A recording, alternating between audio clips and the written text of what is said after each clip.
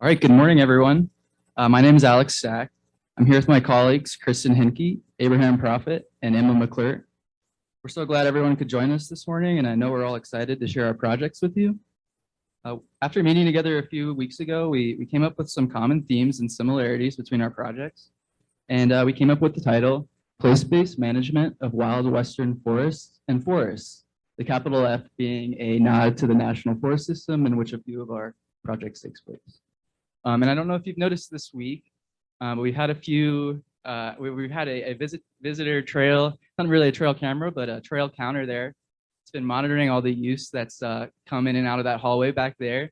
So yeah, we're just kind of think about that for a little bit and try to imagine how many people have been in and out of the auditorium, and we're gonna reveal that number shortly. Okay, and then a few basic themes here. We noticed that all of our projects have a place-based theme, a public lands management-based theme, a collaboration-based theme. And I'm going to pass this off now to Emma. Thanks, Alex. So as Alex mentioned, one of our key unifying themes is place-based management and geographic specificity. So made these maps. We've got our panel projects situated in the Four Corners states in order of proximity to Gunnison. My project was in Arizona, New Mexico, in a specific ecosystem I'll talk about later. Kristin was in the Weminuche Wilderness, Abe in the Mount Sneffels Wilderness, and Alex in the Upper Gunnison Basin. So this idea of place-based management, it might seem kind of obvious now, but it wasn't so long ago that federal land management agencies like the Forest Service tended to kind of apply a one-size-fits-all approach to management, which sometimes had detrimental effects. So we kind of, each in our projects, implemented this concept of really trying to understand the specific ecological conditions on the ground in order to effectively manage lands. So turn it over to Abe. Thanks, Emma.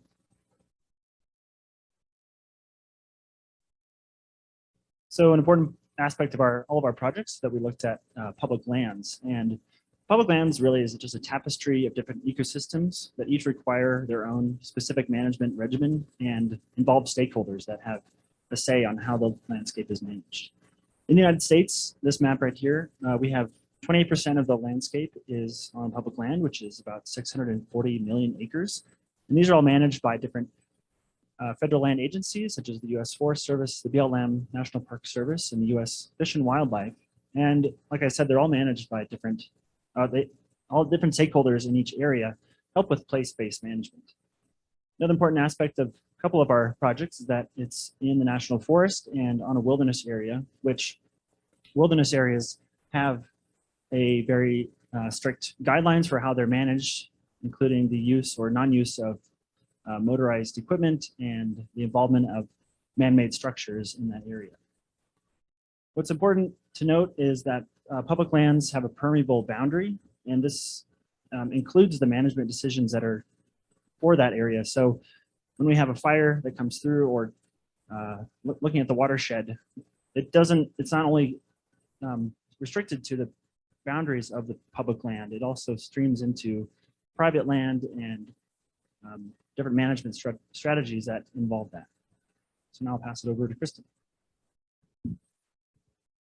And the third and final common theme we found is collaboration. So each of us saw an importance in bringing in diverse stakeholders. Oh, thanks, Abe. Each of us saw an importance in bringing in diverse stakeholders, such as those public land management agencies that Abe was just talking about, and nonprofit organizations, all of which you see represented by their logos here. And we also included researchers, fellow students, and members of the public, demonstrating our value for varying perspectives. And we did so, although we did so using different methods, some of us brought in the use of a public commentary period or surveys for gathering the public's input. All of it started with a conversation.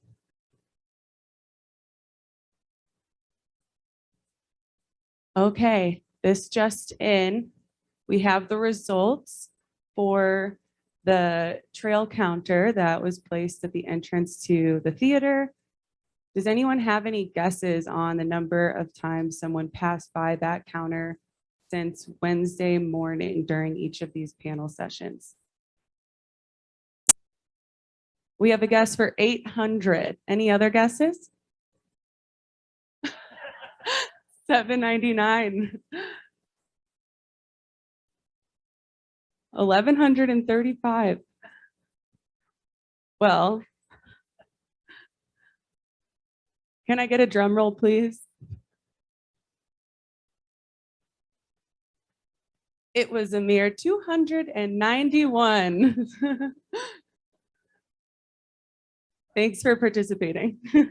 But it's, let's not forget that there have been around 50 or so folks on Zoom that we've not been able to count their attendance each day.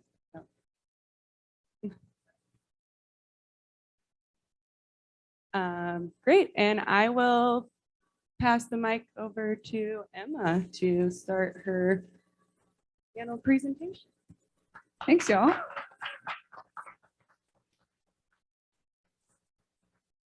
This is our pretty picture of Gunnison transition. Oh. Or me. That works too. So I'm Emma. I'm an MS Ecology student. So I'm going to talk about my project about fire regime divergence in the American Southwest. This project finally pulled me back into the classroom after about 8 years of working on plant and fire ecology crews across the West, getting used to the mic here. But it was really special to work on this project here because it brought me back to some of these places that I've worked, like the Grand Canyon and Saguaro National Park, where this photo was taken in 2019. So excited to tell you all about my project. First, I want to thank all the people that made it possible, my thesis committee and project partners, as well as the Forest Service for funding. I have wonderful classmates here and thanks to the other faculty as well. Had a lot of help coordinating field work from people at the different National Park Service units I went to. And thanks so much to my friends and family and partner for their support, especially those of you who are here either in person or on Zoom. Thank you. So the context for my studies kind of huge, but to boil it down, fire activity is rising in the Western US in recent years. For the most part, this is due to anthropogenic climate change and build up fuels from a century of fire suppression, as well as indigenous fire exclusion and extensive livestock grazing, which are both driven by Euro-American colonization. And so a key starting point in effective land management is understanding specific historical disturbance regimes and ecological conditions on the ground, kind of like we were talking about with the panel intro. So my study focused in particular on southwestern dry conifer forests. And when I referred to this ecosystem type, talking about forests dominated by ponderosa pine and Douglas fir, as well as other pine species. And this ecosystem is really well studied via tree ring fire scar dating and other methods that I'll talk about in a minute. But the general consensus is that high frequency, low to moderate severity fire dominated, often burning as often as 3 to 10 years in some cases. So there's a couple researchers who have looked at these systems and found evidence to support a larger role of high severity fire than is sort of part of the general consensus, which would kind of indicate that maybe the fires we're seeing recently that are really high severity are not anomalous and therefore shouldn't be mitigated as much as possible. So we sought to address that. We brought in multiple lines of evidence for this project. much of what we know about historical fire regimes comes from tree ring dating. So if you were here on Wednesday, you saw my colleague Pitar give a great intro to dendrochronology and fire scars. But in brief, if a fire scar occurs, if there's enough heat load at the base of a tree to injure but not kill the tree, the tree then grows around that wound and creates a characteristic scar that can be dated to year and even season of burning based on where it is relative to the annual growth rings, which is a really cool thing that you can do. So here's a photo of a fire scarred and then sampled tree. You can see where the cookie was cut out, and a fire history chart as an example, where the horizontal black lines are individual trees, and the red is a site composite, and the horizontal tick marks are fire events that created scars in those samples over time. And so similarly, the characterization of contemporary fire regimes is sort of is made up of satellite-derived burn severity. So pre and post fire spectral images are compared, and the greenness, the change in greenness between the two is a good corollary for burn severity. So there's an example of this in the lower right, where the Trigo fire from New Mexico in 2008 is coded, the footprint is coded by severity level. The green is unburned, blue is low severity, yellow moderate, and red high. And so this site that I showed the fire history chart for was burned in that fire. So bringing together these lines of evidence, our research sought to answer the question, how much do the frequency and severity of historical and contemporary fires diverge in these systems in particular?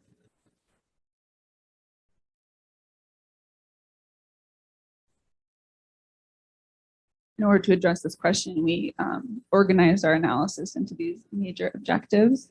So we wanted to quantify both historical and contemporary fire frequency, to quantify historical and contemporary fire severity, and then test for relationships between fire severity and different predictors like historical fire regime, climate means, and management strategy or type of fire.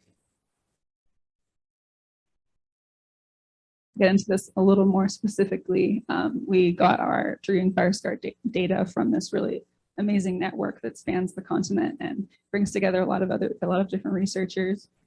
And then we built composites from those sites, from a subset of those sites. For the contemporary fire data, we got perimeters from 2 national databases, and then kind of filled in the gaps with local fire atlases. Some of these databases only have fires 1,000 acres in size or bigger, so we wanted to capture the whole story, most of the story.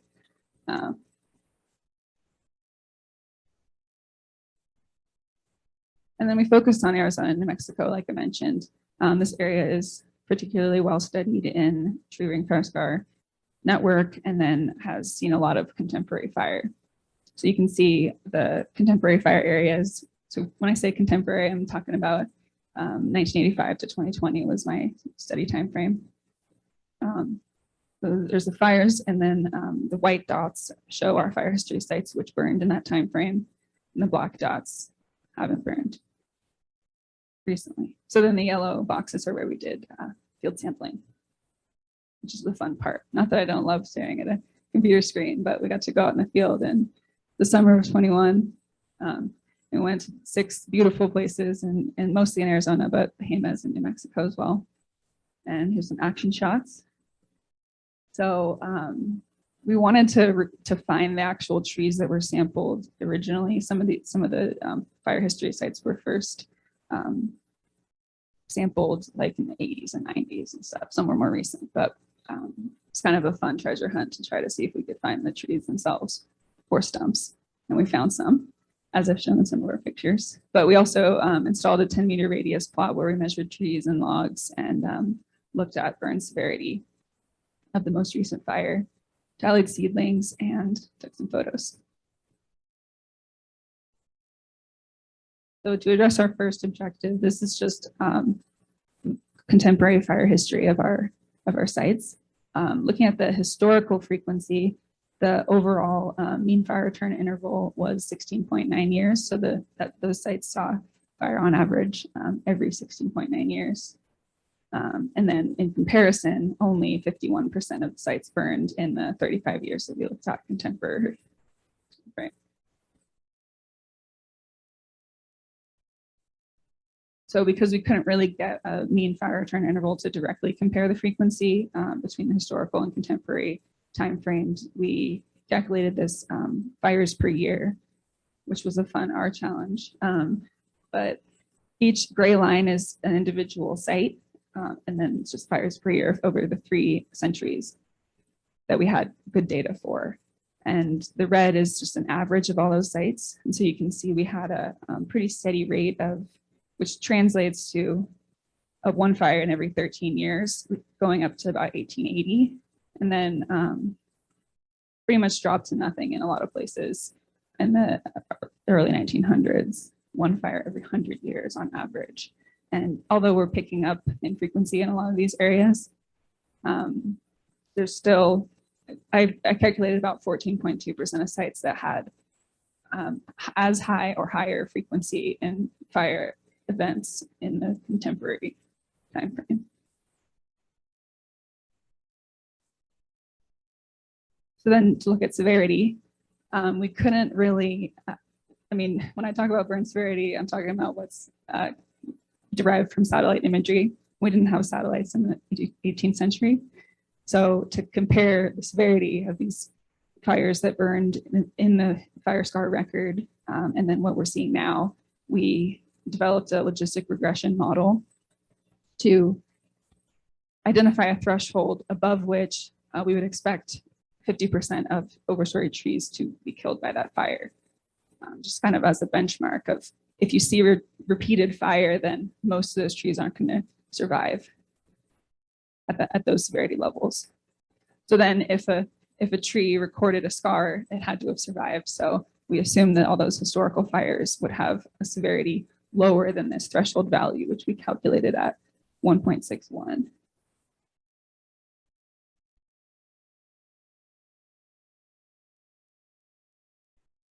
And then using that threshold, we compared the severity of all sites. Okay. And 42.4% burned at that tree killing severity. Looking at multiple entry fire, we had 35.7 and 0% in those second and third entry fires respectively, which underscores the importance of restoring frequent fire to these systems, as more fire begets lower severity fire. And then we broke this out by management strategy.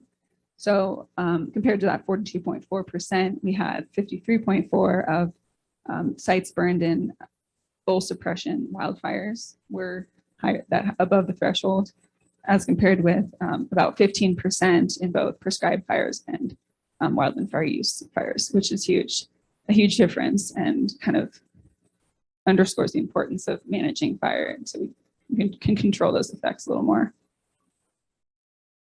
Our last objective was comparing which factors influence burn severity. And the key takeaways from this are that the fire type, as we saw in the last slide, was significant. So sites burned a lot hotter in suppressed wildfire. And then, as a lot of other people have shown, the fire season climate mean predictors we used were significant predictors. Yeah. And then I guess the other key point that it's not on here, but we didn't have any historical fire regime characteristics that significantly predicted severity. We kind of thought if it had been a longer time since we had historical fire before the contemporary fire, then those effects would be more severe, but we didn't find that in our data. So to wrap up, I think I'm a little over time. We're seeing that fires burn more often and less often and more severely. So these fire regimes are significantly departed.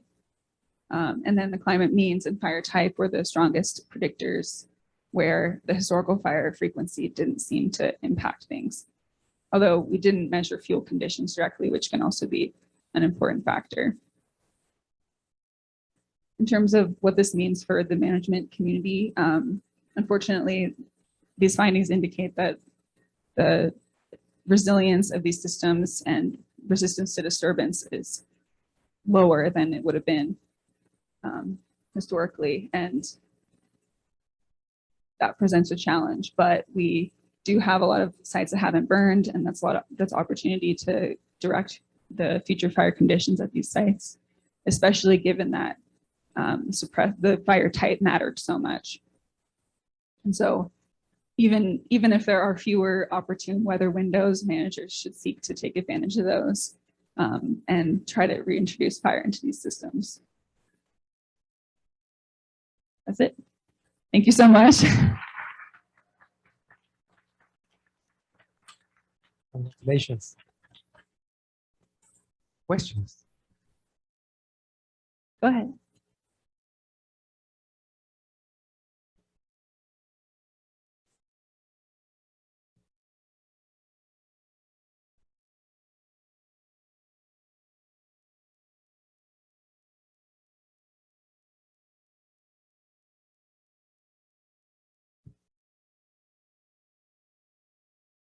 Yeah, thanks.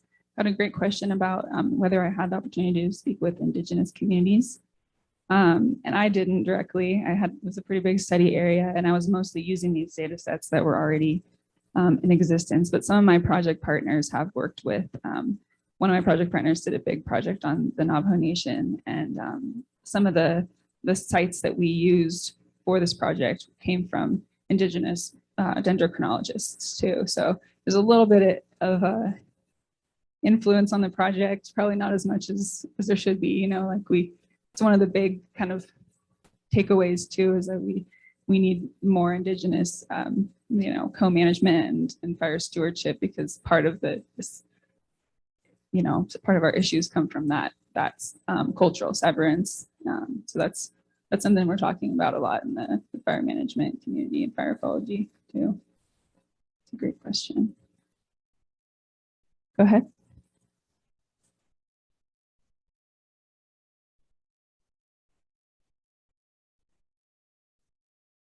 So thank you. Yeah, the question is, how do you responsibly reintroduce fire? And probably particularly in some of these areas that haven't seen it in so long. And it's, again, very place-based, very important to specifically know your conditions, your fuel loads. A lot of times you might go in and mechanically thin before you can get the fuels, so that, you know, under any weather conditions you can burn. But a lot of it, you know, we call it a prescribed fire because you write this pretty involved prescription plan. So the weather has to be, you know, within this range of temperature and relative humidity and things like that. So it's pretty specific, like the conditions that you go for.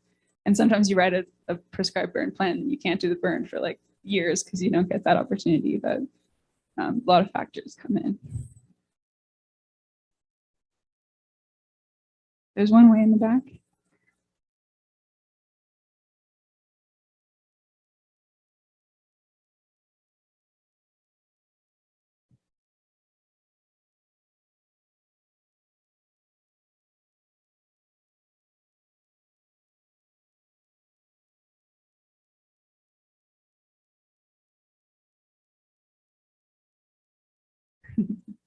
Thanks, Chris. So the question was, what is at risk in these areas that have really departed fire regimes? And then what are my recommendations for places that have already severely burned? I guess I'll go back to the first one. The big thing is just when an area has historically burned really frequently and then it hasn't, then there's just way more fuel on the ground, whether that's, you know, leaf litter, huge logs, little logs, sticks, and then also just much denser trees, like live fuels. So it's harder to get fire back in there and not have it just totally torch because there's so much there to burn. That's where like mechanical thinning might come in, depending on where you're at. So that's the big risk, especially when you're near communities, of course. That's those social impacts, human impacts. I guess recommendations for places that have already burned is tough. There's a lot of like tree planting projects, which are hard because you can't really know what the moisture conditions and stuff are going to be. Like sometimes those aren't super effective, but if you want to try to restore a forest in those spaces, then that's a good strategy. I don't know really what, kind of you hope for the best. Thank you very much. Thanks, y'all. Now I get to introduce Kristin.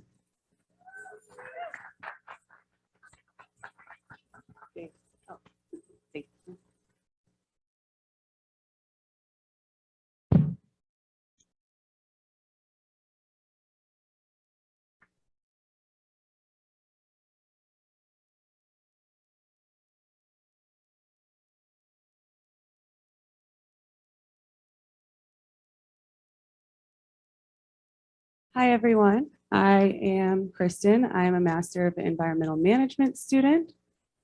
And I'd like to start off by saying thank you to everyone for being here today. I'm really grateful for your presence, either in person here or virtually on Zoom. It really means a lot to me, and I'm eager to share my project with you. So since the fall of 2020, I've been working with the Pagosa Ranger District on the San Juan National Forest to address visitor use in their portion of the Weminuche Wilderness area. You may have heard that outdoor recreation increased dramatically throughout the pandemic, but it's important to note that we were seeing increases on our trails in Colorado prior to this COVID outdoor recreation boom. And having folks getting out on the trails is not necessarily a problem. That's welcomed and we celebrate it, but managing those people is a challenge.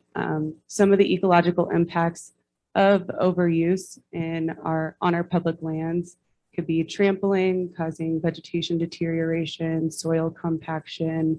Then there's water quality damage, impacts to wildlife, and of course, just having an impact on your sense of solitude when you go out into these places. And although my project doesn't necessarily focus on those ecological impacts, it's always in the back of our minds as managers when we're talking about visitor use.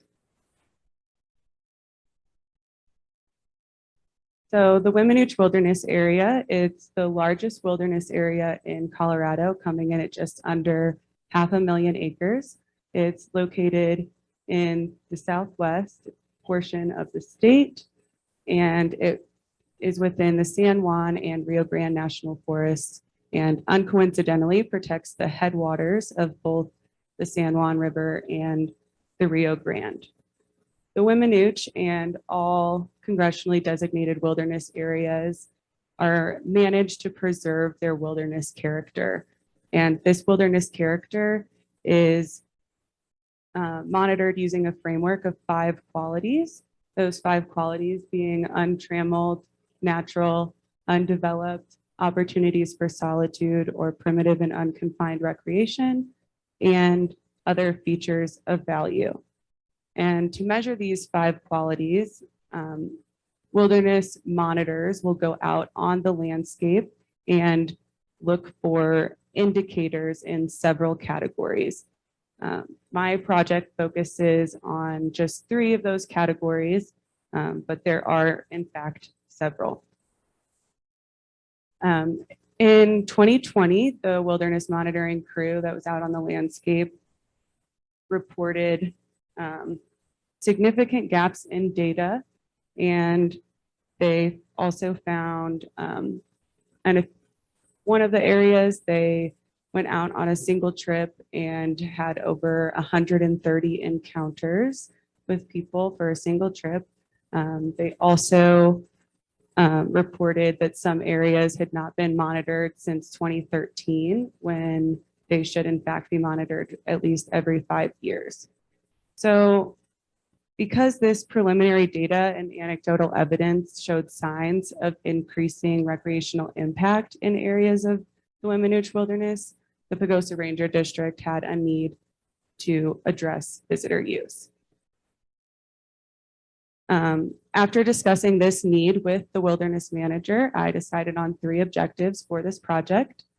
The first objective is to analyze monitoring data from 1998 through 2020.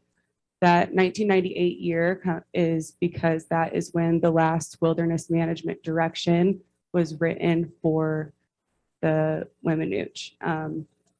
It is more ideal to have these management direction plans written like every 10 years, but this data has not really been analyzed and assessed since the 1998 plan was written.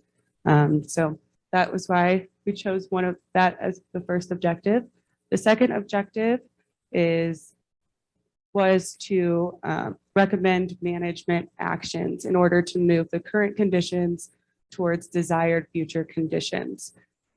And I did this through the creation of a visitor use recommendation. The third objective was to provide tools and resources that will aid in the future sustainability of this project for visitor use management.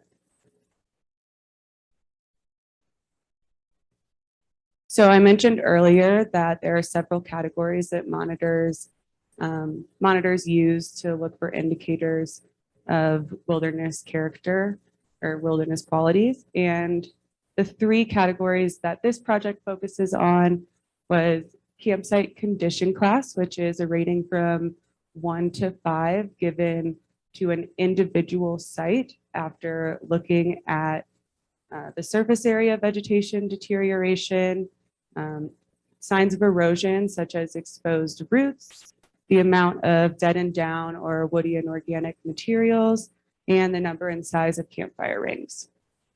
And then for the purpose of this project, campsite density refers to the number of campsites per mile, and wilderness encounters are the number of groups seen within an 8-hour visit, but wilderness encounters also take into account a few other aspects, just like the size of the group and whether or not there are controlled dogs, stock, or other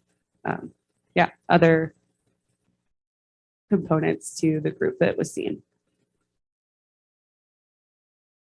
This is a map showing different management areas, and these management areas are determined by both location and the level of use. So semi-primitive management areas shown here in red see the most frequent use, and pristine management areas see the least amount of use.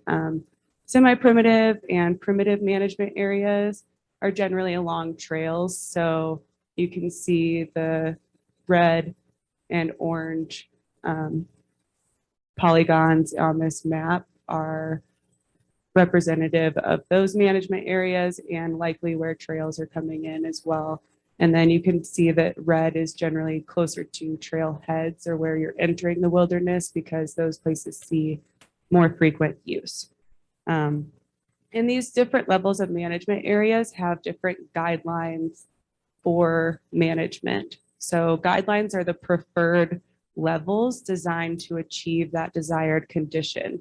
And those guidelines, it's important to note that it is preferred. So they are not necessarily hard and fast rules about the levels that you want to see on these management areas, but they can be adjusted based on whether or not they're meeting the purpose of the land and still showing wilderness qualities. And yeah, through my analysis, I found, through my analysis, I found that Williams Creek and West Fork and 4 Mile areas, so those are just examples of some of these areas you see here, are exceeding guidelines for campsite condition and campsite density. And West Fork and 4 Mile areas are also exceeding guidelines for the number of wilderness encounters. And most of the other areas are operating, meeting guidelines or just beginning to exceed them. So here is a map showing campsite density. And I found this by adding the campsite data to a map and running it through the kernel density tool on ArcGIS. 4 Mile is and Rainbow Hot Springs are within a semi-primitive area, and one of their guidelines of a semi-primitive area is to have campsite density at less than 6 campsites per mile. And then Williams Fork up there on the upper portion of northern portion of the map is within a primitive management area, and one of the guidelines there is for campsite density to be at less than 4 campsites per mile. And you can see using this legend that all 3 of these areas that are emphasized on the map are operating above their guideline. And let's see, so I took a closer look at all of the places that are operating above their guidelines. And this map shows the area surrounding Rainbow Hot Springs, which is within a semi-primitive management area of West Fork. And as you can see, the reported density and condition class of campsites is much higher in recent years than it was in the past. Now, this doesn't mean that there were not campsites near Rainbow Hot Springs. There definitely were, but they were not reported by monitoring crews. So this is exemplifying one of those gaps in the data that I mentioned earlier, shown from 1998 through till now. So the results of all of my data analysis informed that second objective to recommend management actions, doing so via a wilderness or visitor use management recommendation. And the recommended wilderness management actions are there to move desired conditions towards future conditions. If the area was meeting guidelines, level 1 actions were recommended, relying mostly on education, signage, and getting volunteers or employees out to inform visitors. If the area was just beginning to exceed guidelines or only exceeding by less than 25%, level 2 actions were recommended. And if the guidelines were exceeded by more than 25%, level 3 actions were recommended, which could be camping permits or visitation fees, but those are only put into action if it is confirmed that the level of impact is in direct conflict with the purpose of managing the area as wilderness. And my third objective, to provide tools and resources, was completed using TrafX infrared trail counters, similar to the one that we saw in the front of the room, or that we talked about in the introduction. I installed trail counters in the spring of 2021 along Pagosa's trails where they enter the Weminuche, and this data will serve as a baseline and later inform prioritization of those management actions in the recommendation plan. And then another tool that I'm providing is a wilderness character qualitative survey meant to be used by the public to seek their perspective of solitude during their visit. And this QR code is active if you wish to check it out. If you wish to check it out, the QR code there is active. And like I mentioned, it's important to only confine recreation where it's essential to maintaining solitude and those other 4 qualities of wilderness. But this is precisely why providing these tools and my other objectives are important to the visitor use management of the Pagosa Ranger District's Weminuche Wilderness area. And I'd like to thank my project sponsor, Roz Wu, my MEM mentor, Dr. Melanie Armstrong, my supervisor, Tyler Albers, Asia Pfeiffer and San Juan Mountains Association, Mark Roper, my MEM professors, my MEM colleagues, my husband, Sam, my family, friends, and forever my greatest cheerleader, my sister, Kara.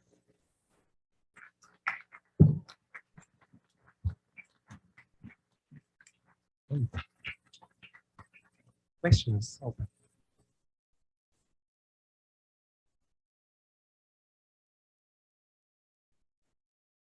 Yes.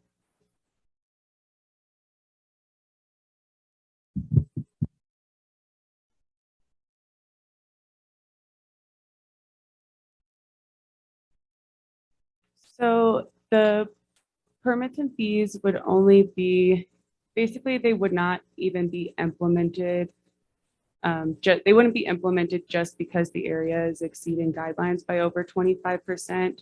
And the only one of those 3 hotspots that was actually exceeding by over 25% is Rainbow Hot Springs. And we last year moved to a designated campsite system. So there are currently 9 designated campsites on Rainbow Hot Springs that those are the only locations that you can camp at if you're visiting the area. And we're kind of just going to move forward with seeing how that plays out, seeing if there are greater impacts or if we get input from visitors with the qualitative survey that their perception of solitude is being restricted, being impacted, then we might move forward with those permits and fees.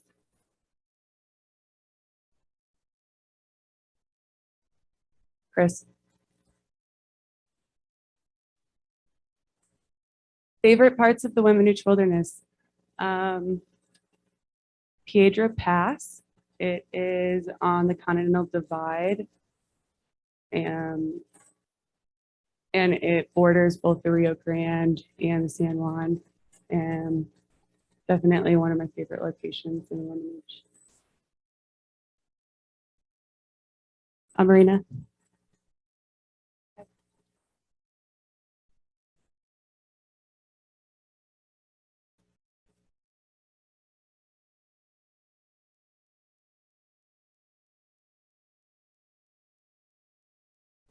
Can you repeat that? I couldn't quite hear you. Sorry.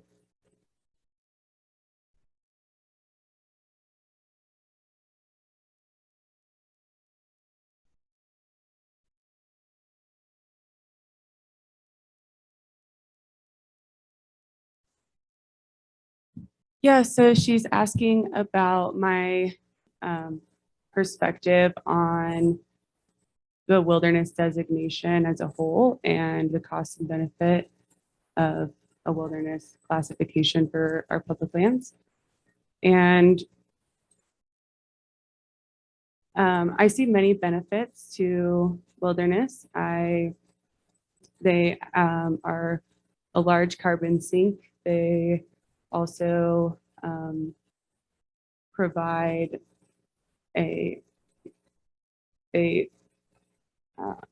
prevent fragmentation of landscapes for wildlife, and they allow for us as people a place to get out and find a connection with nature that we wouldn't necessarily be able to find in other parts of our public lands that are allowing mechanized forms of travel and motorized equipment. And I see there definitely are some negatives to the restrictions for wilderness areas. One of them being the limitations on management and fire management in particular.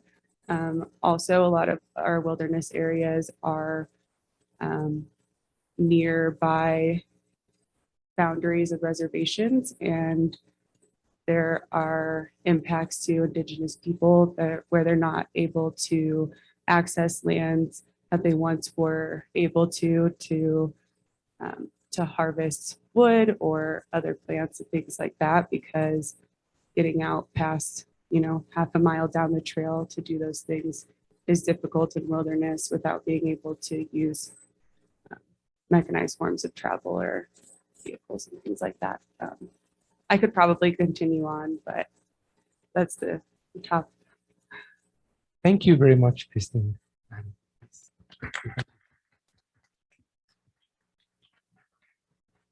And now I'd like to welcome up Abraham Profitt.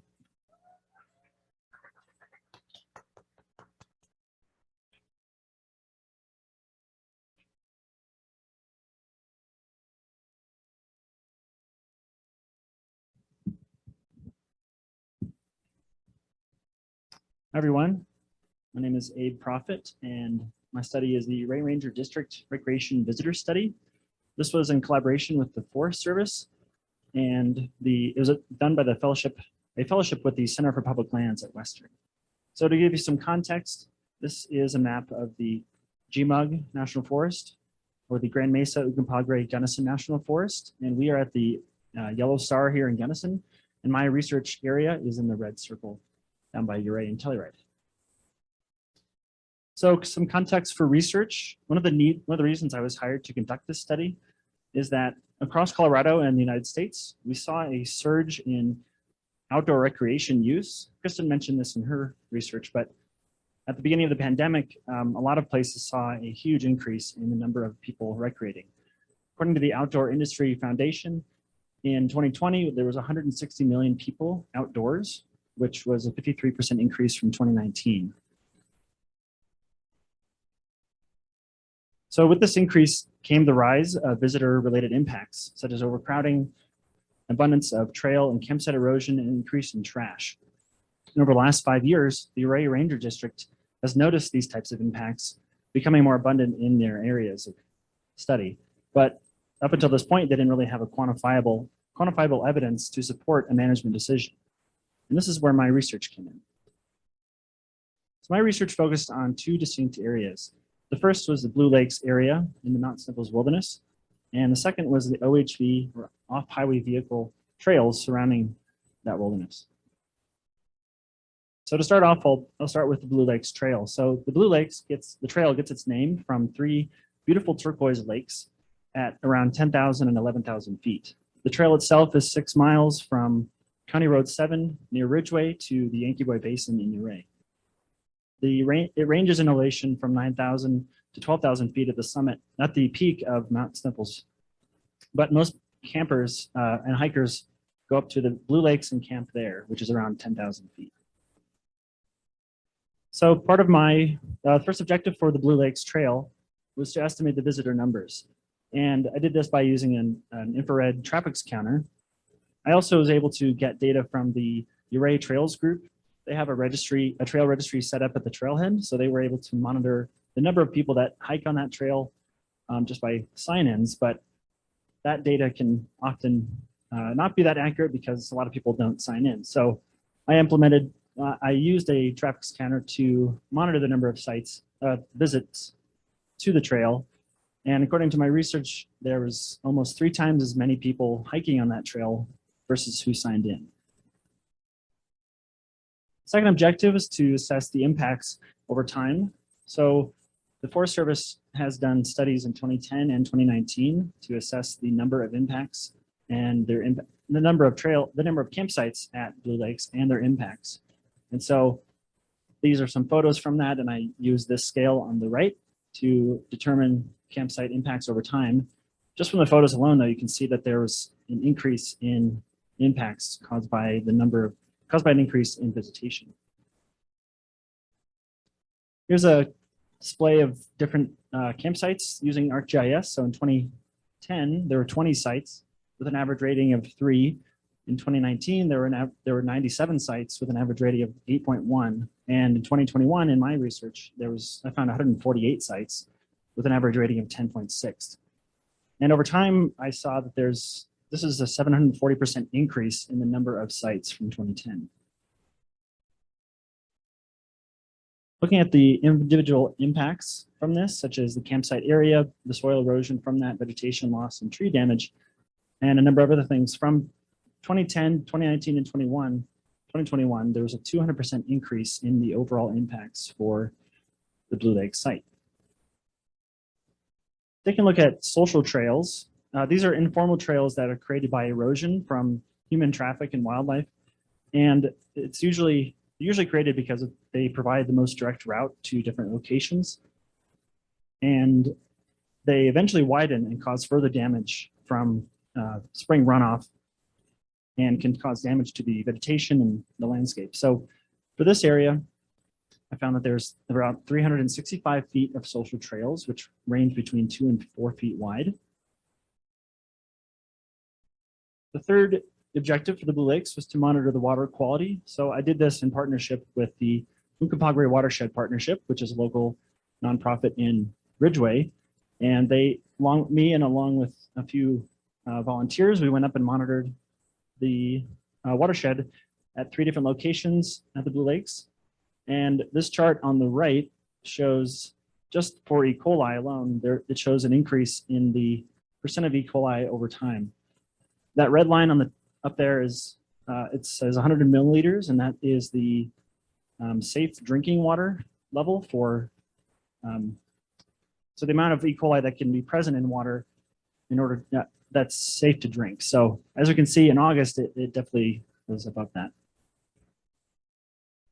The fourth objective for the Blue Lakes was to do a NEPA comment period, or just gain public insight about what different types of impacts were happening, and also management recommendations for the Blue Lakes. Users went onto this website and they could click and at a certain location and then enter a comment, and they giving what issue they saw as well as the type of recommendation. So the top public common issues that were noted were social trails, the abundance of human waste and trash, and an increase in overcrowding at the campsites as well as the parking area.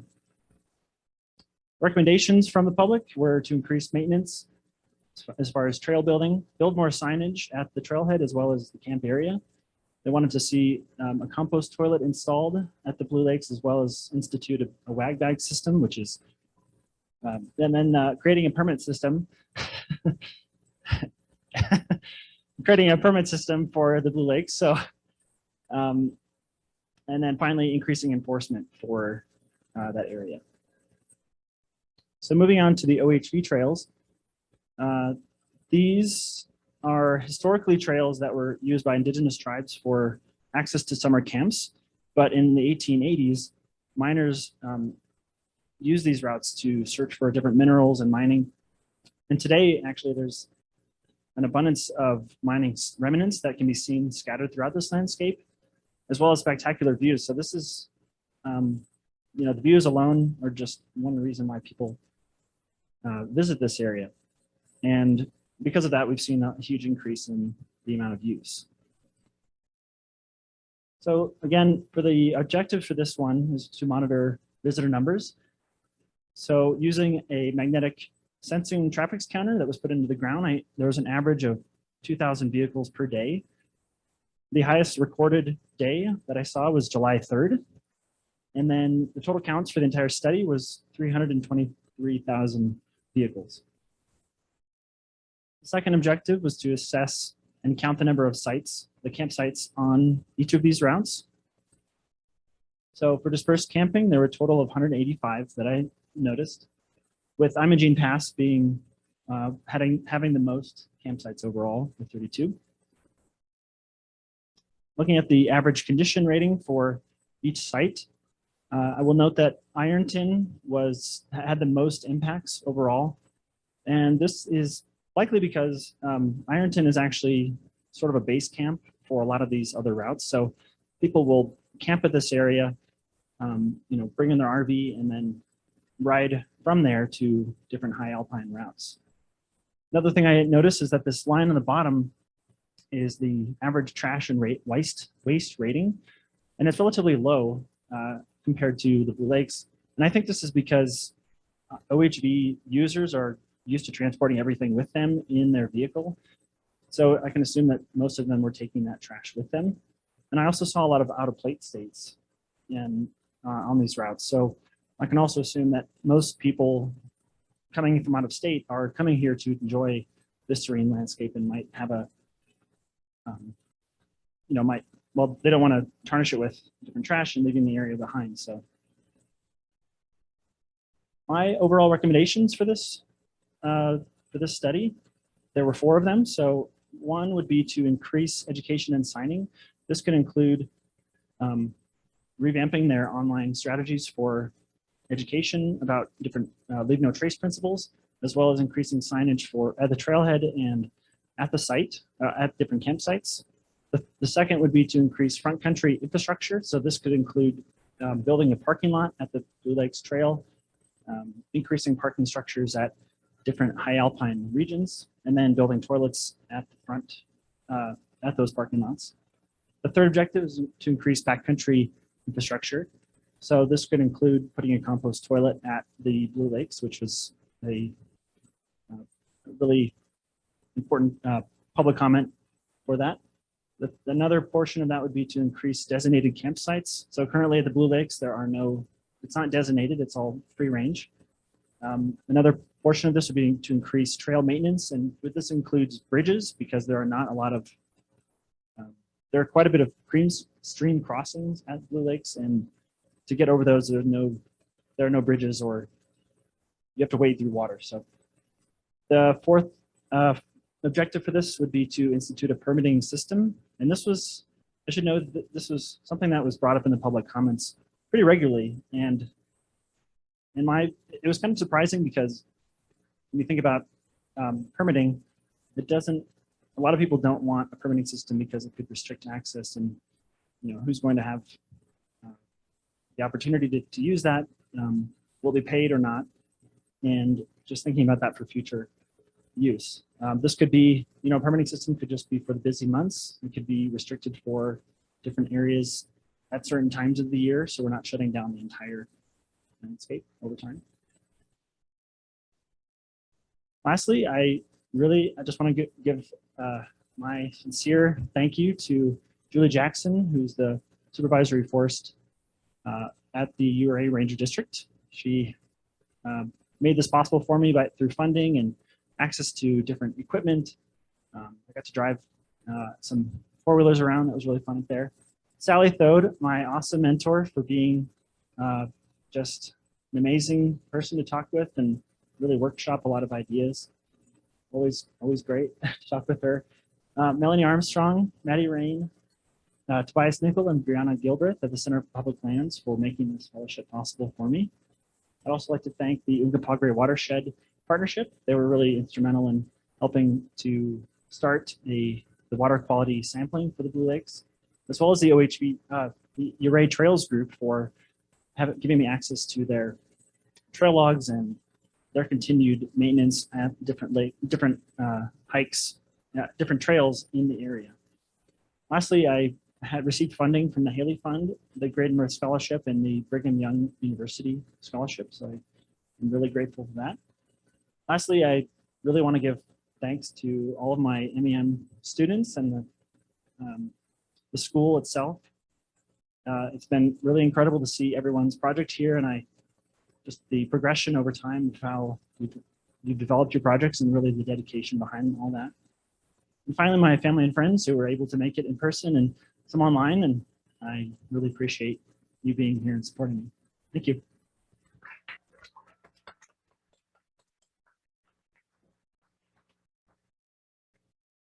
Questions? Go ahead.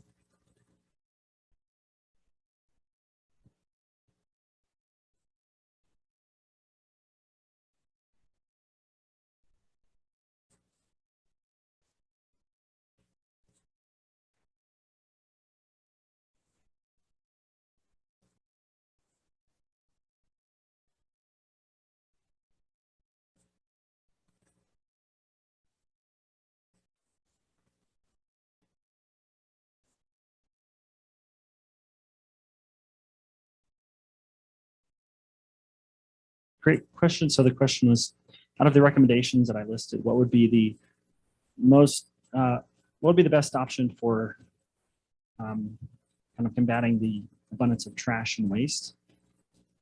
I think, education is really something that's, I think is really important, because,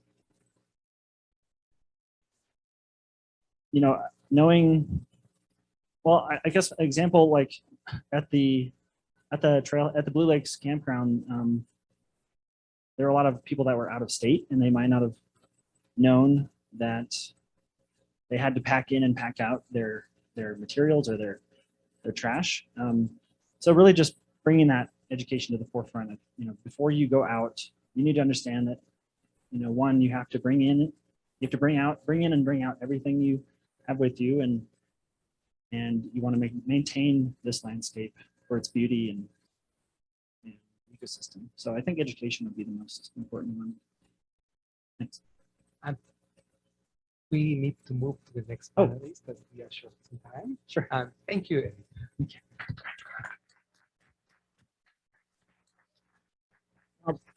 Last but not least, Alex is coming up.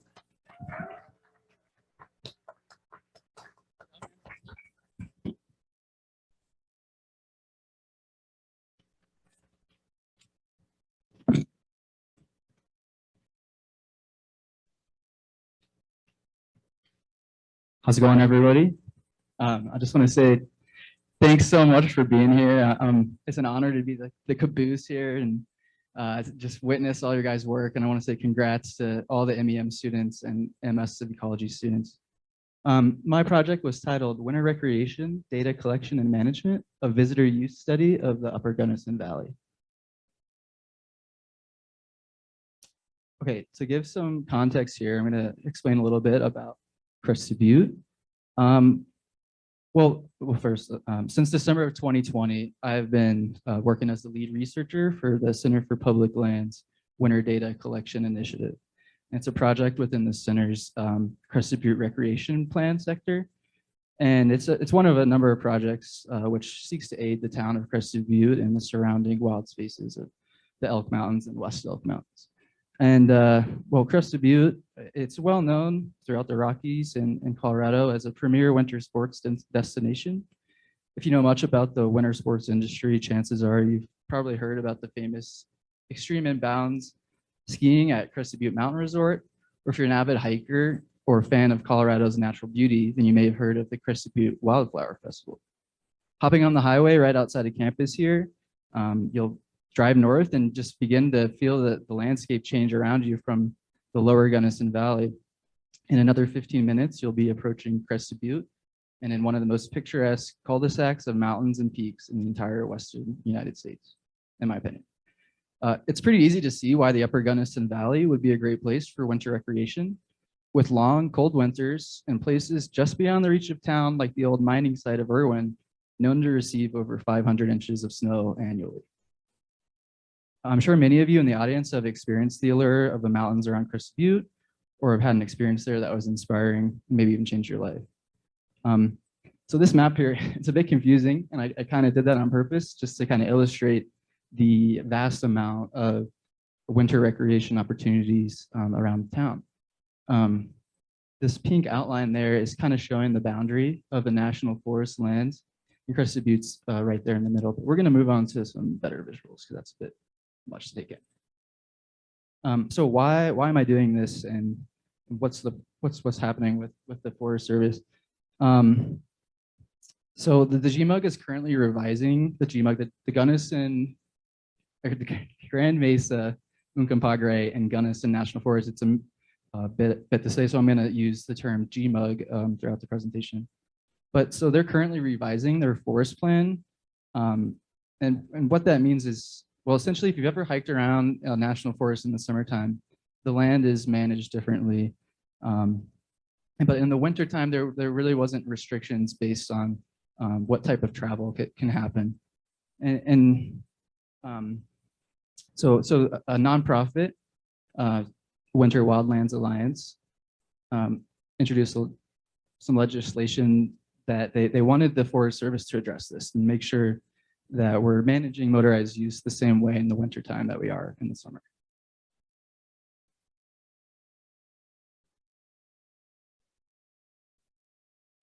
And so essentially what I've done for my project, I was tasked with implementing a user study across the Northern Valley. And what I do is been creating a database on user type and user frequency at 8 different trailheads. I set up a motion active hunting style trail cameras at the beginning of different trail systems. And these devices capture photos of everyone and everything that walks, skis, snowmobiles by it. And once every 10 days or so, I go check on the cameras, swapping the SD cards and replacing the old batteries.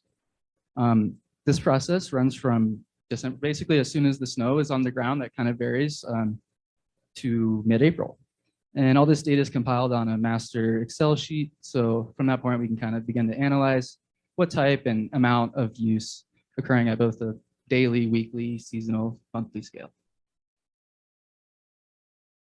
So there's 4 user types here.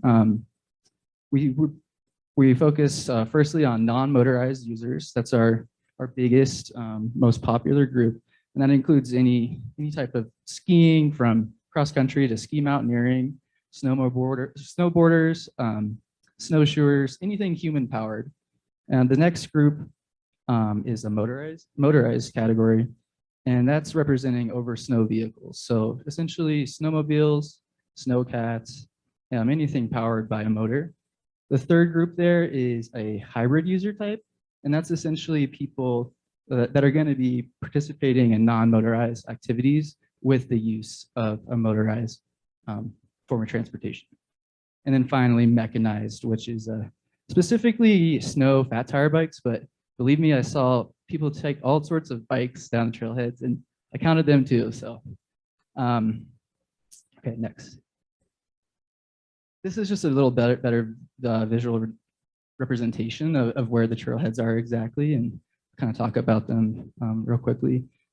So kind of Crescent Butte, kind of left of center there, and the resort is the main mountain there in the middle.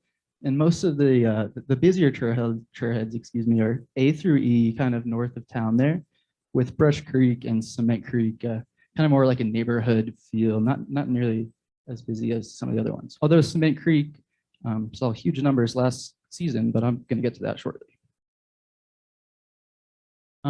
These pie charts are from this season. I just wanted to quickly show that there's a varying amount of use that happens at them, and a variation between the user types.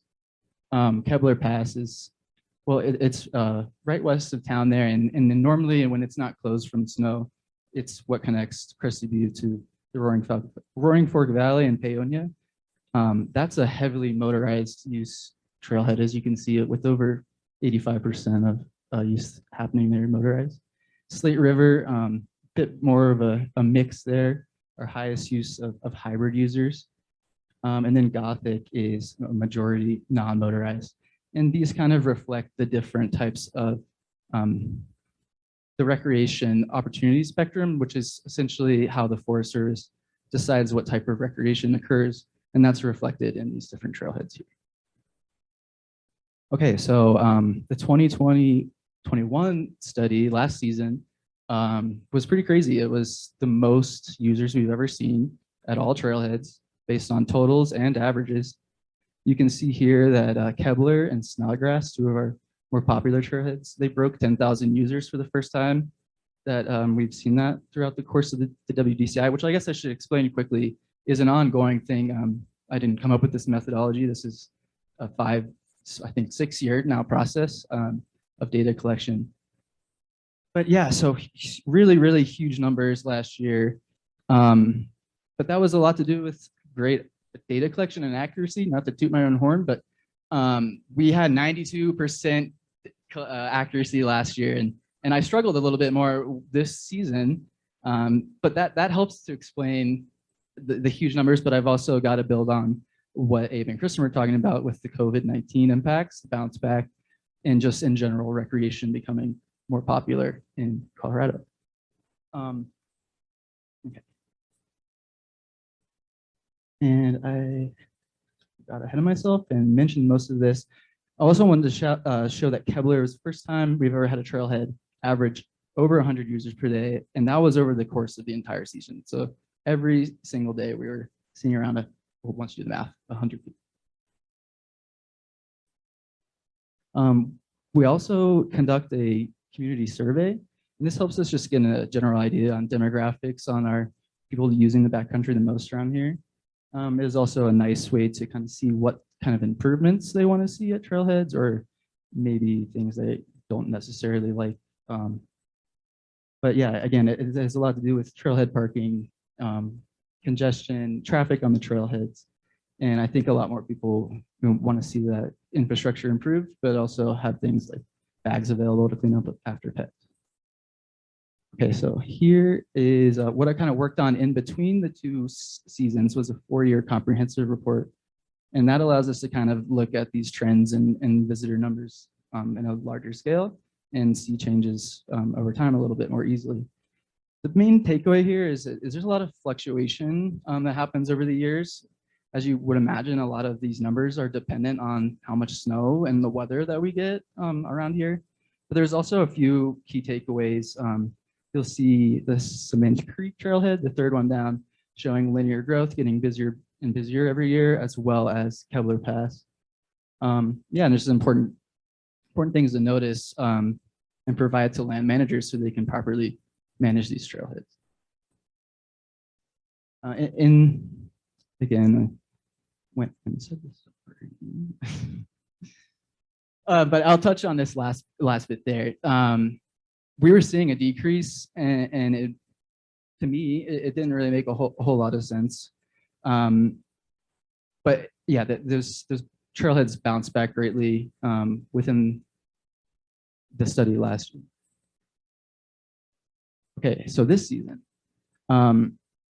large decrease noted at every trailhead. And again, I touched on my data accuracy wasn't nearly as accurate this season, but we did have some really interesting takeaways with Kevlar Pass averaging 155 users per day throughout the month of February. And in March, 135, which is a ton of people, highest we've ever seen at any month for any trailhead over the course of the study. And this season, I think the numbers have a lot to do with the weather and what's been kind of happening in terms of the winter backcountry season.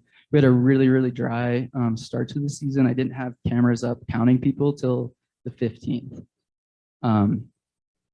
And yeah, the way the weather and stuff happened, we had a huge, massive storm, which impacted accounts as well. Very quickly, first time experiencing some public tampering at cameras. I think that might have a little bit to do with the revision that's happening, the public knowing more about it. Yeah. And finally, just a few little things I've been working on and deliverables for my project. I'll be wrapping up a new appendix and framing trailhead section for our SOP, our standard operating procedure, which will help if a student wants to continue on this work in the future. And then finally, I did a kind of side project for the Crested Butte Land Trust, which looked at the parking lot at the Slate River Trailhead so that they can make future infrastructure changes. As you can see here, it can get a little bit hectic at times. I want to say thanks to the Center for Public Lands for Western Colorado for facilitating this project. I want to thank the town of Crested Butte and Silent Tracks for funding this, as well as a side project from the Land Trust.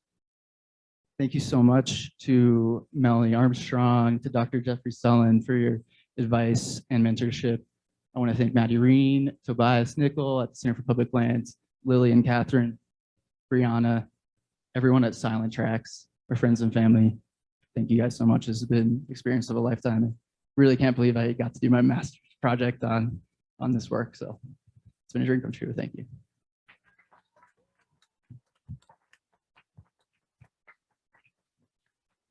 Questions for Alex? Question.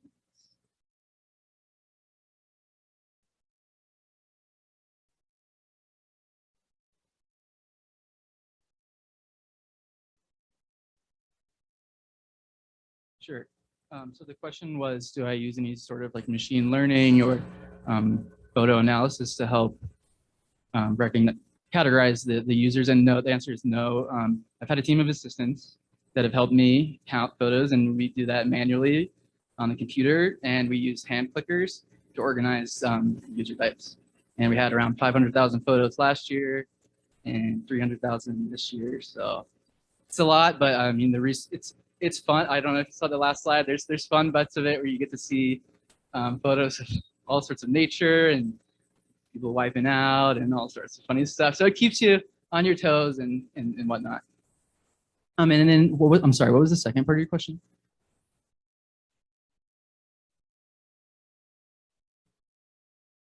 Oh, sure, yeah. I'm just taking the total days for analysis at each trailhead and just adding them up and dividing to find accuracy. This year, I think I had around 83%, almost a 10% less accuracy than last year.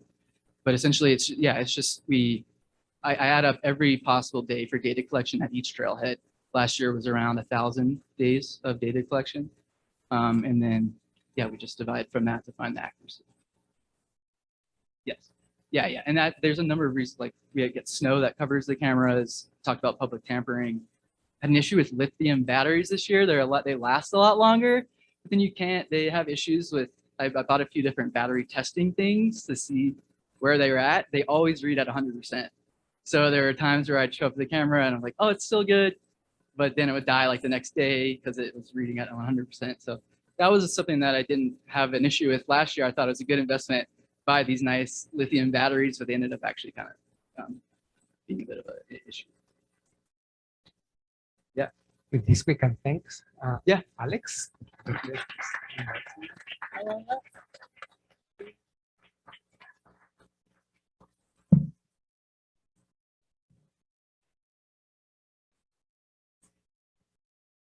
A panel of questions. And then we have a question from Brett Jelinek from in Zoom, and a question for all panelists.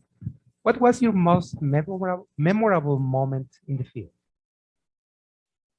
Sure, I can start with that. I mentioned briefly we had a really, really big storm at the end of the year in 2021, this past season. I mean, it was over 100 inches, and I think in 5 or 6 days. And I got out there and in the middle of it and dug out some cameras and had the opportunity to go snowboarding and myself. And it was just like this surreal moment where I got done for the day, went and checked on my cameras and was like, I can't believe that this is what I'm doing for my master's project's unreal. So yeah, that's one that sticks with me. My most memorable field memory is going to collect the data from one of my Trafex trail counters. Of course, that was the most time I spent in the field was collecting that data. So in order to do that, I had to bring a laptop with me to the location of the counter.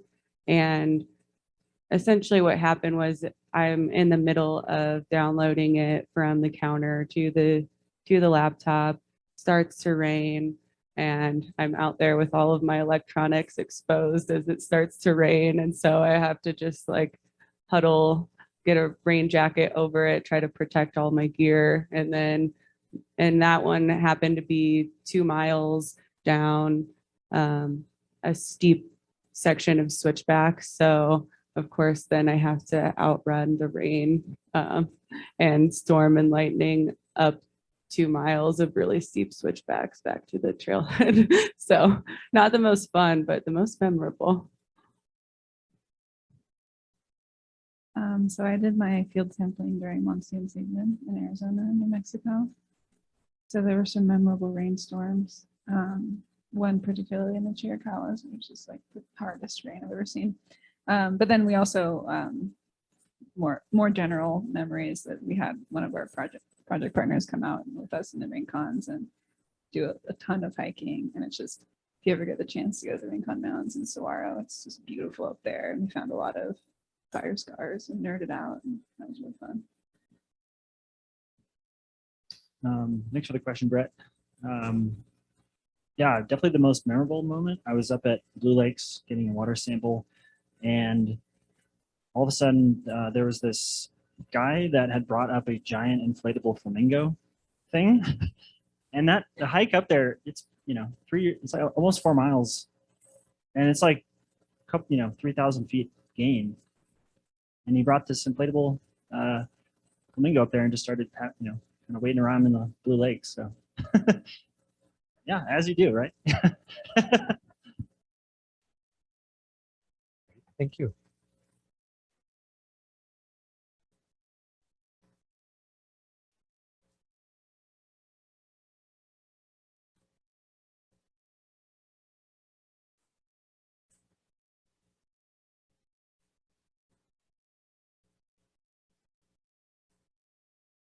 So the question was, what about the parking thing?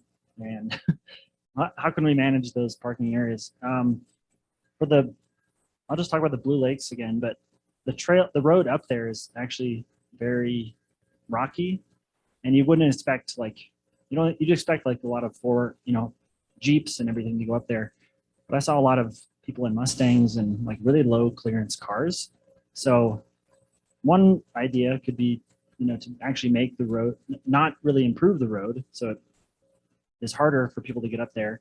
Another recommendation would be another idea is, put rocks or different barriers at the, along the parking lot. So people aren't just parking right on the grass. You have to actually park right next to a huge boulder or some kind of natural feature that would restrict people from damaging the landscape. So I might pass on this one. I didn't work in the tundra. From my perspective, I feel like Abe answered that question pretty well. Alex, do you want to add to it? Yeah, I'll add a few things. From like the winter perspective, I mean, that is the big concern of like area of conflict, I guess, especially, that side project that I was talking about with the Slate River. It's just kind of creates conflicts and stuff. So building and making sure that you have the proper trailhead for your user types. If you've ever been up to Kevlar Pass, they have a really nice infrastructure there for specialized parking for vehicles that have trailers for their sleds and stuff like that. So at Slate, the big issue there is people get stuck, they can't turn around because of trailers. And I guess that doesn't really speak to the crowding thing, but no, yeah, it does. I'll say, yeah, it's just proper management and let your local ranger district know if that's a concern of yours, and maybe they can do a project like one of ours.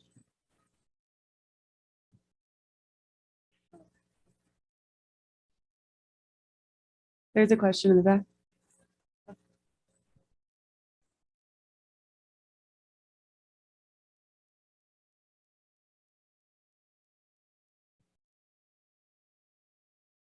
Repeat the question.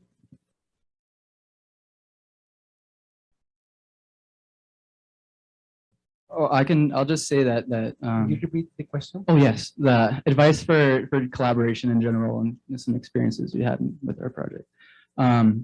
With the revision plan happening related to my project, it's made it a little bit more controversial, I guess, and motorized users may potentially lose access, kind of depending on what alternative they go with.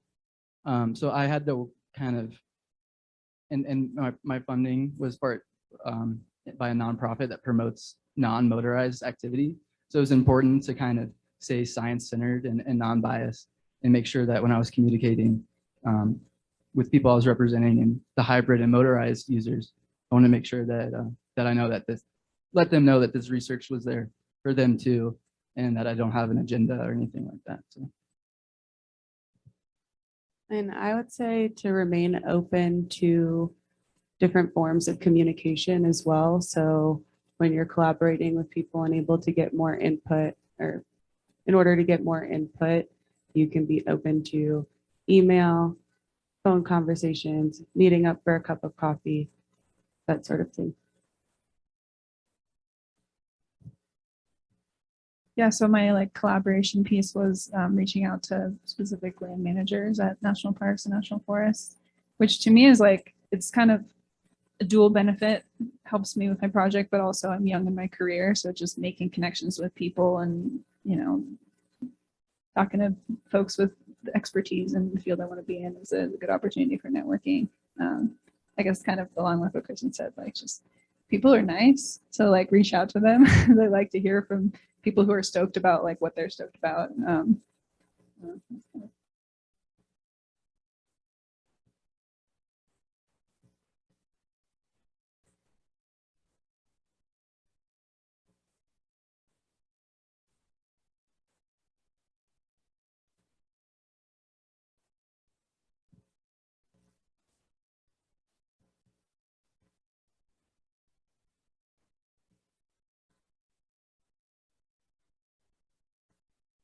So the question was, what do you, when we see these places with a lot of trash and waste, who's taking that stuff out?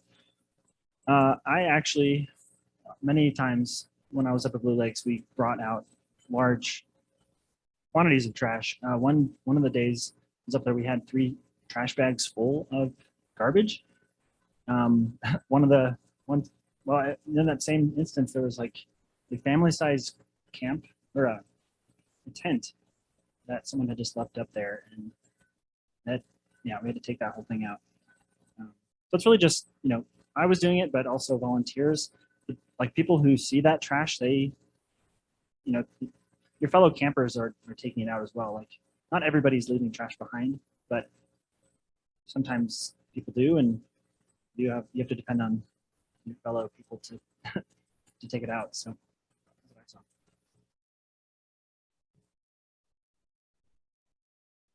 I saw. So I worked as a wilderness trail crew member for a few years, one of them being during this project that I completed.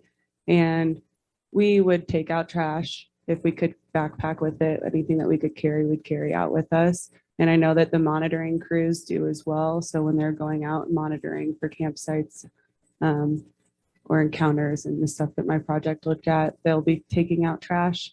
But those bigger items that, like what Abe was mentioning, where maybe outfitters or folks that might have packed in really large pieces of trash and then left them, we had to let the wilderness manager know, who can then bring out a pack string and carry out everything via horses. And we would just mark it on a map, give them the coordinates, and have them go out there and pick it up if we couldn't carry it.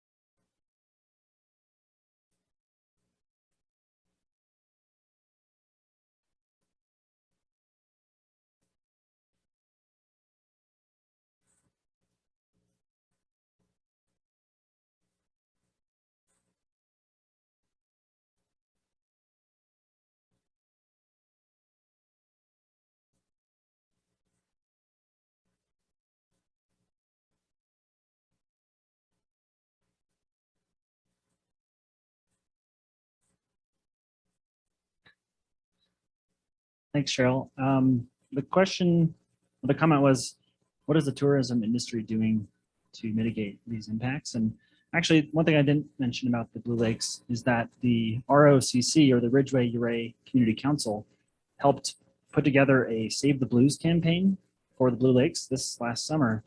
And they printed out brochures. They had people sitting at the trailhead to educate hikers. I think they were also handing out wag bags as well for bringing out trash and stuff. I know those flyers also went out to the tourism industry offices as well as some of the hotels. Yeah, there's definitely some local support for the tourism industry. As far as the OHVs in the area, one aspect of that is you have to have a permit to drive an OHV in the high alpine. So it's a sticker you buy every year. You slap it on your machine, and you can't ride. If the ranger sees you, you get fined for not having that. And when you register for that sticker, I know that the ranger district goes through a process of talking with each user about, this is what, these are the areas that you should be aware of. These are the impacts you could be causing if you're not picking up your trash, and going on different high alpine regions that are really sensitive. So they do, yeah. The education is there, but it could always be more robust.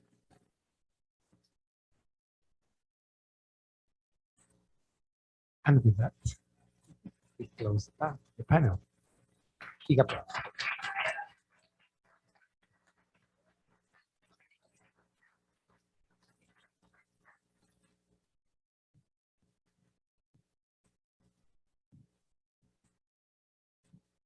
Thank you all. I think this group has really challenged me to think about one of the questions that I wrestle with within our programs here about how we can do good data collection and gather good information and then somehow make it useful and relevant in the ways that we all experience our landscape that we live in. How do we take those data and use it as managers, but also, as many of you pointed out, in terms of our own interaction with the landscape. So thank you for that provocative wrestling with those ideas.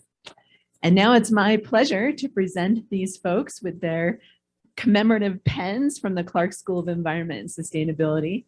As I mentioned yesterday, we made the decision a few years ago to commemorate this moment with a pen because we liked the way that it symbolized the work that these students have been doing and will continue doing. Our hope is that they will have something with them, long-lasting, durable pen that they can take with them and have on their desks or in their backpacks or their workplaces, whatever those end up being in the future. And remember the community that has supported them in getting them here. Remember the hard work that they've done and the potential that they all have to continue writing their own stories and doing this work in the landscape. If you are a student who did not get your pen earlier today, please come see me afterwards. And I have them up here and we'll be happy to get those to you. And I'll also, for those who are on Zoom, I'll have them tonight at the toast as well. So do reach out if you're graduating this year. We'll get you your pen.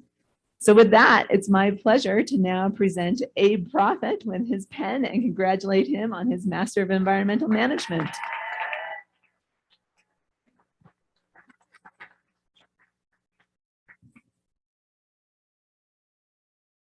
Emma McClure, congratulations on your Master's of Science in Ecology.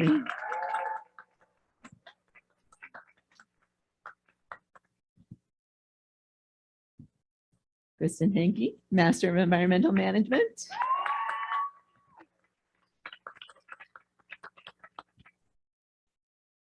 And Alex Stach, Master of Environmental Management. Congratulations. Let's give this panel one more round of applause.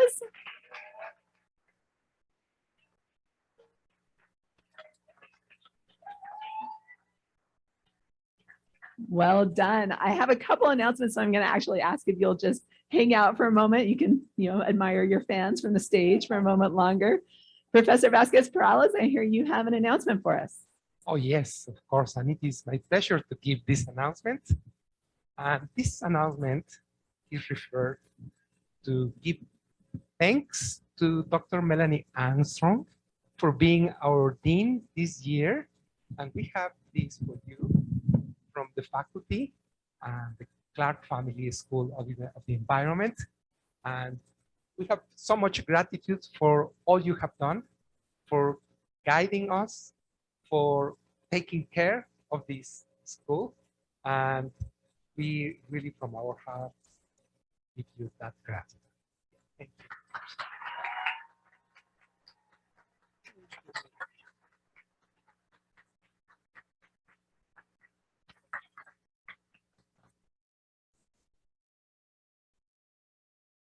That's not fair. Now I'm going to cry.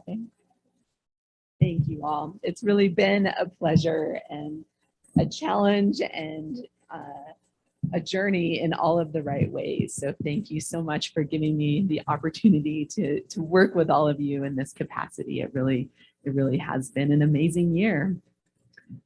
I have much more thanks to offer here.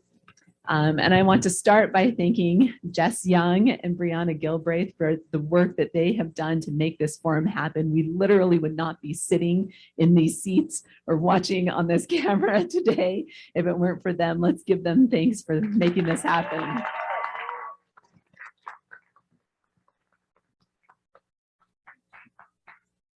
I want to thank our team of directors, Jonathan Koop, Micah Russell, Ricardo Vasquez-Perales. You don't even know the time. I think they start planning this forum by maybe December last year, they start to think about how we're going to get all of the students together and organized into panels and ready to present by this time. And so there's a lot of behind the scenes work that's really thoughtful about your projects and your intersections with each other and how we can integrate all of our different tracks and programs and really put together an interesting and engaging conversation. So thanks to our directors for your amazing work, Jonathan in the back, Ricardo here, Micah online. Thank you.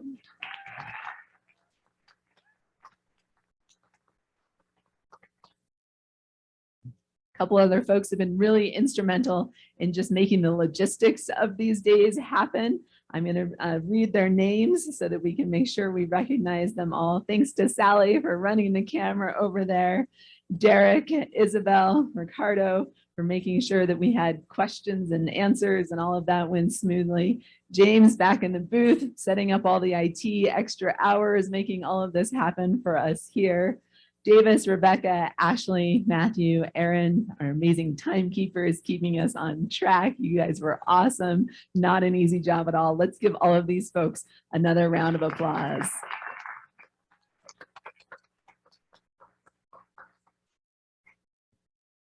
I want to recognize so many individuals who provide funding for these students. It's a huge, huge benefit. Many of us have been through graduate school, know the feeling of slight impoverishment that happens during those years, and know that the opportunities not only are beneficial in those very literal ways of making sure these students are supported, but also in opening up networks, opening up connections, opening up opportunity, giving people a chance to have that support and show that in a very literal way, sometimes the value of their project in the community. So I want to personally thank those who put their confidence in the Clark Family School of Environment and Sustainability and their confidence in our student and do so with their money and financial support.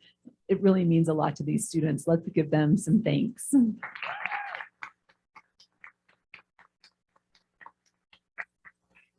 And we know that not all support comes in the form of financial capital, and our community sponsors become so much more to these students. They become mentors, they become guides, they again open up their networks, they introduce students to the people that they work with. They give so much time and effort to help our students learn how to be the professionals that they can be to meet their full potential. It's a huge amount of effort.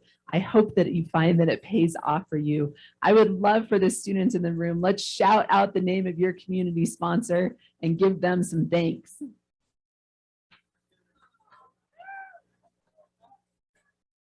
Let's give them a round of applause. Thanks, sponsors.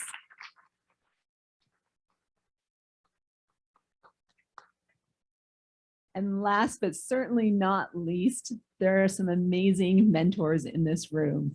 There are many folks on our faculty who get that official title of mentor, which comes with all the rights and privileges therein, but also the responsibilities of trying to help you meet your deadlines, understand the requirements of the program. But I know how much more goes into that mentoring in terms of the time and the effort and being available to you and really being open to wrestle with your questions, whether they're related to your project or related to those bigger life questions.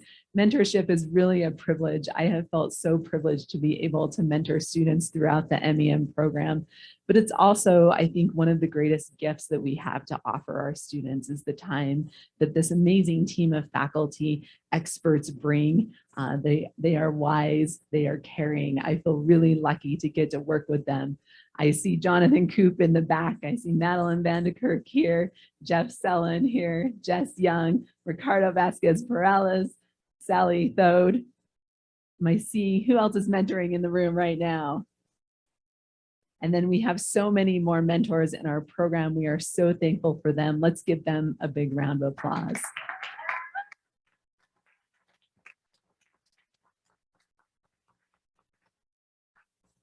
And now it's time for the celebrations to begin. We will gather at 4 o'clock this afternoon on the patio of the Ice Lab, where we'll get to have a toast together. We'll get to reflect on the year. We're going to celebrate your work once again. Families are invited to join us. Please come out and spend a little time together. For our graduating students in the Masters of Environmental Management and the MS in Ecology program, there's a graduate reception that follows that, where you can join. Did you know there are other graduate students on campus? Many of them will actually be here to celebrate with us in commencement. So come have a moment to celebrate again with the School of Graduate Studies. It's starting at 6 p.m. You shouldn't have to worry about finding food today. There's refreshments. We have refreshments from Germain's. The School of Graduate Studies will have food and drink and a great chance to celebrate. And then of course our commencement ceremony is tomorrow morning at 10 o'clock a.m. Hopefully I will see many of you out there. Big congratulations, well done. And thank you for representing the Clark School so well in all of your work and in who you are.